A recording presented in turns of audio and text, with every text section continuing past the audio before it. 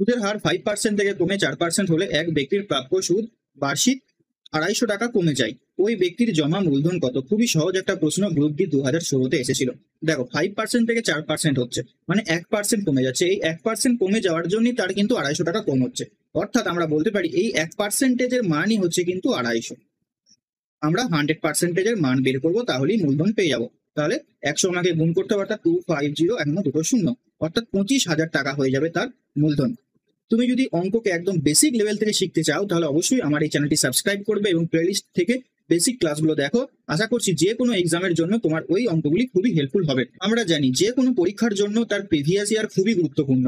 PSC আজ পর্যন্ত যত পরীক্ষা নিয়েছে প্রত্যেকটা পরীক্ষার চ্যাপ্টার ওয়াইজ সলিউশন আমার এই বইটিতে রয়েছে। ডাব্লিউবিসিএস থেকে শুরু করে মিসলেনিয়াস, ক্লার্কশিপ, ফুড এসআই সমস্ত লেটেস্ট এক্সাম এখানে ইনক্লুডেড আছে। তো অবশ্যই তুমি বইটি সংগ্রহ করে নাও। বিস্তারিত জানতে আমাদের সঙ্গে যোগাযোগ করো 8926698266 নাম্বারে।